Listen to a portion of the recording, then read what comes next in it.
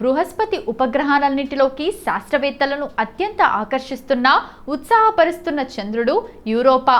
మన సౌర కుటుంబంలో భూమి కాకుండా వేరే ఎక్కడైనా జీవం ఉండే అవకాశం ఉందా అని వెతికితే శాస్త్రవేత్తలకు మొదటిగా కనిపించే పేరు ఇదే. యూరోపా ఉపరితలం మొత్తం గడ్డకట్టిన గట్టి మంచుతో కప్పబడి ఉంటుంది. ఈ మంచు పొర దాదాపు 15 నుండి 25 కిలోమీటర్ల మందంతో ఒక పెద్ద కవచంలా గ్రహాన్ని కప్పేసి ఉంటుంది. దీనివల్ల అంతరిక్షం నుంచి చూస్తే ఇది తెల్లగా మెరుస్తూ కనిపిస్తుంది. సౌర కుటుంబంలోని అత్యంత నునుపైన ఉపరితలం కలిగిన ఖగోళ వస్తువుల్లో ఇది ఒకటి. దీనిపై పర్వతాలు లేదా పెద్ద లోయలు ఉండవు. శాస్త్రవేత్తలు కనుగొన్న అత్యంత సంచలనాత్మకమైన విషయం ఏంటంటే యూరోపా పైనున్న ఆ మంచు పొర కింద ఒక భారీ ద్రవరూప మహాసముద్రం దాగి ఉంది. ఈ సముద్రం దాదాపు 60 నుండి 150 కిలోమీటర్ల లోతు వరకు ఉండవచ్చని అంచనా.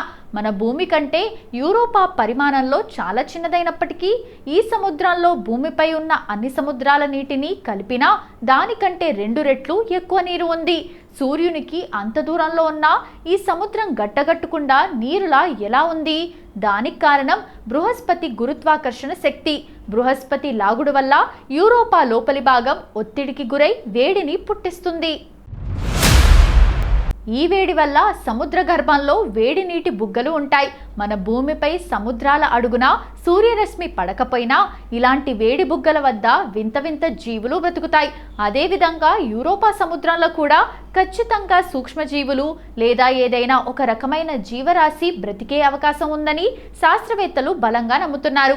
నాసా యొక్క హబుల్ టెలిస్కోప్ యూరోపాపై ఒక వింతను గమనించింది.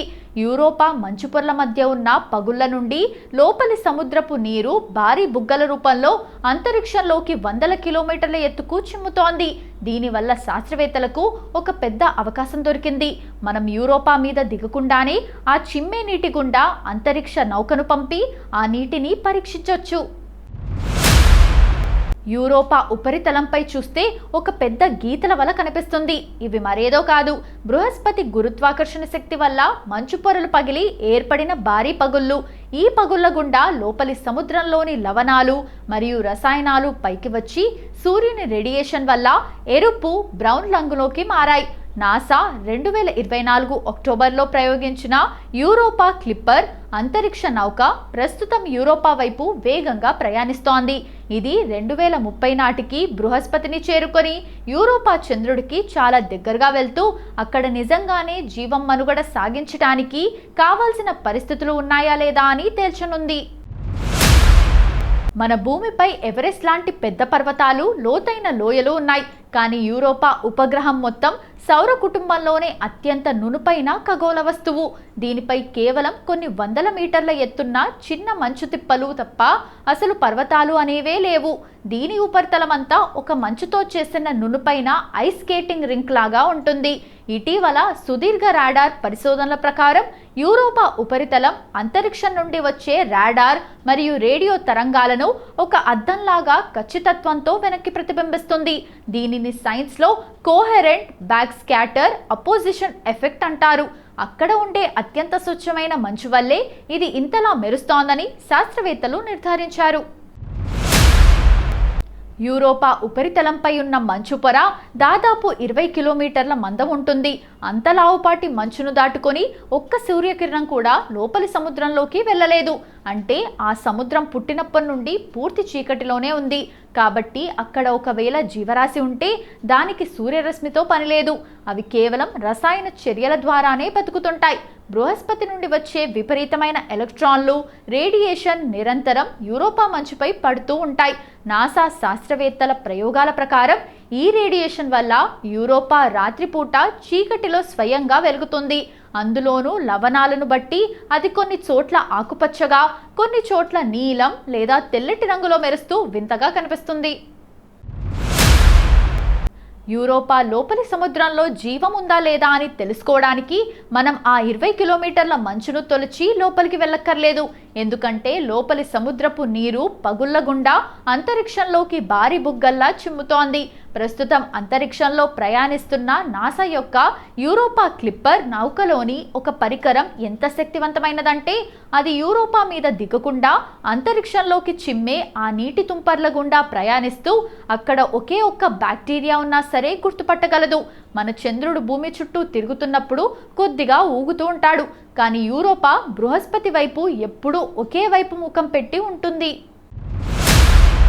బృహస్పతి గురుత్వాకర్షణ ఎంత ఎక్కువగా ఉంటుందంటే అది యూరోపాను ఒక రబ్బర్ బంతిలాగా నలుపుతూ సాగతీస్తూ ఉంటుంది. ఈ ఒత్తిడి వల్లే దాని లోపల వేడి పుట్టి సముద్రం గడ్డకట్టకుండా నీరులా ఉంచగలుగుతోంది. యూరోపా ఉపగ్రహం మీద కూడా మనిషి నేరుగా బతకలేడు. దాని మంచు పొరల కింద భారీ మహాసముద్రం ఉన్నమాట నిజమే అయినప్పటికీ దాని ఉపరితలం మాత్రం మనుషులు నివసించడానికి అత్యంత ప్రమాదకరమైనది. యూరోపాపై మనిషి బతకలేకపోవడానికి అతిపెద్ద కారణం రేడియేషన్. బృహస్పతి గ్రహానికి ఉన్న అత్యంత శక్తివంతమైన అయస్కాంత క్షేత్రం వల్ల యూరోపాపై ప్రతిరోజు విపరీతమైన రేడియేషన్ పడుతుంది. ఒక మనిషి ఎటువంటి రక్షణ లేకుండా యూరోపా ఉపరితలంపై నిలబడితే కేవలం ఒక్క రోజులోనే మరణించడానికి కావాల్సిన రేడియేషన్ శరీరంలోకి ప్రవేశిస్తుంది. అక్కడ వాడే స్పేస్ సూట్లు కూడా ఈ రేడియేషన్ను పూర్తిగా తట్టుకోలేవు. యూరోపా సూర్యునికి చాలా దూరంగా ఉండటం వల్ల అక్కడ గడ్డగట్టే చలి ఉంటుంది. దాని సమారు ధృవాల వద్ద ఉష్ణోగ్రత -220 వరకు పడిపోతుంది.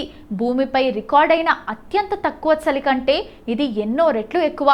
ఈ చలికి ఎంతటి వస్తువైనా క్షణాల్లో రాయిలా గట్టిగా మారిపోతుంది. యూరోపాపై వాతావరణం చాలా సన్నగా బలహీనంగా ఉంటుంది. శాస్త్రవేత్తలు అక్కడ స్వచ్ఛమైన ఆక్సిజన్ ఉన్నట్లు కనుగొన్నప్పటికీ దాని సాంద్రత ఎంత తక్కువంటే అతి దాదాపు శూన్యంతో సమానం. కాబట్టి మనిషి అక్కడ సొంతంగా శ్వాస తీసుకోలేడు. మనం ఇల్లు కట్టుకోవడానికి లేదా నడవడానికి భూమి లాంటి మట్టి, రాతి నేల అక్కడ లేదు. యూరోపా ఉపరితలమంతా కేవలం 100 కిలోమీటర్ల మందపాటి మంచుగచ్చు మాత్రమే. భవిష్యత్తులో మనుషులు యూరోపా పైకి వెళ్లాల్సి వస్తే ఉపరితలంపై కాకుండా ఆ మంచు పొరలను తొలిచి లోపల ఉన్న మహాసముద్రంలోకి వెళ్లాల్సి ఉంటుంది. ఆ కిలోమీటర్ల మందపాటి మంచు కవచం బృహస్పతి నుండి వచ్చే ప్రమాదకరమైన రేడియేషన్ మొత్తాన్ని అడ్డుకుంటుంది. ఆ సముద్ర గర్భంలో ఉండే వేడి నీటి బుగ్గల ద్వారా వేడిని, శక్తిని పొంది సముద్రం లోపల ప్రత్యేకమైన సబ్మెరైన్ నగరాలు నిర్మించుకొని జీవించే అవకాశం ఉండవచ్చని శాస్త్రవేత్తలు ఊహిస్తున్నారు. ప్రస్తుతానికైతే మనుషులు నేరుగా యూరోపాపై కాలు పెట్టడం అసాధ్యం. అందుకే కేవలం రోబోటిక్ నౌకలను మాత్రమే పంపుతున్నారు.